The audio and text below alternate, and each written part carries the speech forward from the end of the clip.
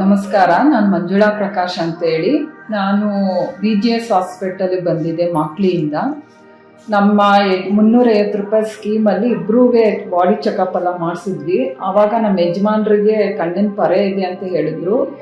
ಬಂದು ಡಾಕ್ಟರ್ ಸ್ಫೂರ್ತಿ ಅವ್ರ ಹತ್ರ ತೋರಿಸಿದ್ವಿ ನಾವು. ಅವ್ರಿಗೆ 2 ಕಣ್ಣು ಪೊರೆ ಬಂದಿದೆ, ಆಪ್ರೇಷನ್ ಮಾಡಿಸ್ಕೊಳ್ಳಿ ಅಂತ ಹೇಳಿದ್ರು.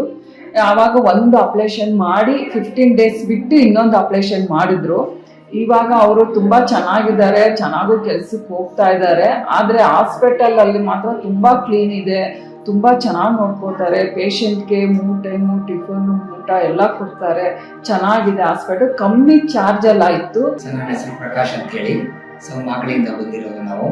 ಹೊರಗಡೆ ಎಲ್ಲ ಕೇಳಿ ನೋಡಿದಾಗ ತುಂಬ ನನಗೆ ತೊಂದರೆ ಆಗಿತ್ತು. ಇಲ್ಲ, ನಿಮ್ಮ ಕಣ್ಣಲ್ಲಿ ಪೊರೆ ಬಂದಿದೆ, ನೀವು ಮಾಡಬೇಕಾಗುತ್ತೆ ಅಂತೇಳಿ ಡಾಕ್ಟರ್ ಸ್ಫೂರ್ತಿ ಅವರು ಹೇಳಿದ ತಕ್ಷಣ ನಾವು ಅದಕ್ಕೆ ಒಪ್ಕೊಂಡು ಮಾರನೇ ದಿವಸನೇ ನಮ್ಗೆ ಅಡ್ಮಿಟ್ ಮಾಡಿಸಿದ್ರು. ಅಡ್ಮಿಟ್ ಮಾಡಿದ ತಕ್ಷಣ ಒಂದು ಕಣ್ಣು ಆಪ್ರೇಷನ್ ಮಾಡಿದ ತಕ್ಷಣ 15 ಡೇಸ್ ಆದಮೇಲೆ ಇನ್ನೊಂದು ಕಣ್ಣು ಆಪ್ರೇಷನ್ ಮಾಡಿದ್ರು. ತುಂಬ ಚೆನ್ನಾಗಿ ಕಾಣಿಸ್ತಾ ಇದೆ. ಬೆಳಗ್ಗೆ ಇವಾಗ 4 ಇಂದ 5 o'clock ಎದ್ದು ಗಾಡಿ ಹೋಗೋಂಗಾಗಿದೆ. ನಮಸ್ಕಾರ, ನನ್ನ ಹೆಸರು ಡಾಕ್ಟರ್ ಸ್ಫೂರ್ತಿ ಅಂತ. ನಾನು ಅಸೋಸಿಯೇಟ್ ಪ್ರೊಫೆಸರ್ ಆಗಿ ಕಣ್ಣಿನ ಡಿಪಾರ್ಟ್ಮೆಂಟಲ್ಲಿ BGS MCH ಆಸ್ಪತ್ರೆಯಲ್ಲಿ ಕೆಲಸ ಮಾಡ್ತಾ ಇದ್ದೀನಿ. BGS MCH ಆಸ್ಪತ್ರೆ ಕಳೆದ 6 ತಿಂಗಳಿಂದ ಕೆಲಸ ಮಾಡ್ತಾ ಇದ್ದೀವಿ ನಾವೆಲ್ಲ ಇಲ್ಲಿ. ನಮ್ಮ ಪೇಷಂಟ್ ಈಗ ಕಣ್ಣಿನ ಪೊರೆ ಆಪ್ರೇಷನನ್ನು ನಾವು ರೆಗ್ಯುಲರ್ ಆಗಿ ಮಾಡೋಕ್ಕೆ ಶುರು ಮಾಡಿದ್ದೀವಿ. ನಮ್ಮ ಪೇಷಂಟ್ ಆದ ಮಿಸ್ಟರ್ ಪ್ರಕಾಶ್ ಅನ್ನೋರು ನಮ್ಮ ಹತ್ರ ಬಂದಿದ್ದರು. ಅವರಿಗೆ 2 ಕಣ್ಣಲ್ಲಿ ಪೊರೆ ಆಗಿತ್ತು. ಅವರು ಪ್ರೊಫೆಷನಲ್ಲಿ ಅವರು ಡ್ರೈವರ್ ಆಗಿದ್ದರಿಂದ ಅವ್ರಿಗೆ ಕಣ್ಣಿನ ದೃಷ್ಟಿ ಅಷ್ಟೇ ಇಂಪಾರ್ಟೆಂಟ್ ಇತ್ತು.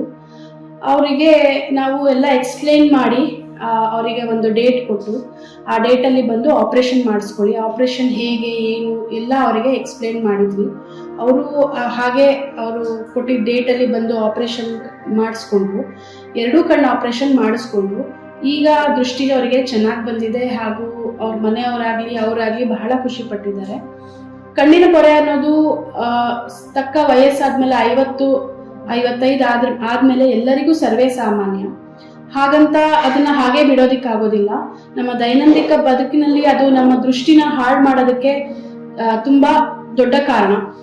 ಕಣ್ಣಿನ ಪೊರೆನ ನಾವು ಈಸಿಯಾಗಿ ಟ್ರೀಟ್ ಮಾಡ್ಬೋದು. ಕರೆಕ್ಟ್ ಟೈಮಲ್ಲಿ ಅಂದರೆ ಕರೆಕ್ಟ್ ಸಮಯದಲ್ಲಿ ಕರೆಕ್ಟ್ ಸ್ಟೇಜಲ್ಲಿ ಟ್ರೀಟ್ಮೆಂಟ್ ಕೊಟ್ಟರೆ ಅದಕ್ಕೆ ನಾವು ಪೇಷಂಟ್ಗೆ ಅಥವಾ ಯಾರಿಗಾದರೂ ಅದು ಒಳ್ಳೆ ದೃಷ್ಟಿ ಬರುವ ಸಾಧ್ಯತೆ ಇರುತ್ತೆ. ಕಣ್ಣಿನ ಪೊರೆ ಬಂದರೆ ಅದನ್ನು ದಯವಿಟ್ಟು ನೀವು ನೆಗ್ಲೆಕ್ಟ್ ಮಾಡಬೇಡಿ.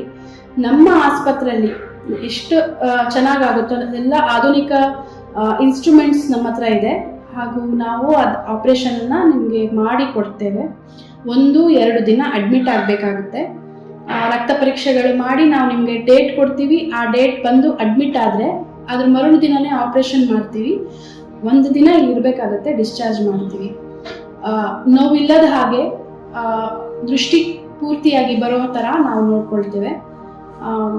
ನೀವು ಬಂದು ಕಣ್ಣಿನ ಪೊರೆ ಇದ್ದಲ್ಲಿ ಬಂದು ನಮ್ಮ ಸೇವೆಗಳನ್ನು ತಗೊಳ್ಳಿ. ನಮಸ್ಕಾರ. If you enjoyed this video, don't forget to give it a thumbs up, share it with your friends, and hit that subscribe button for more exciting content.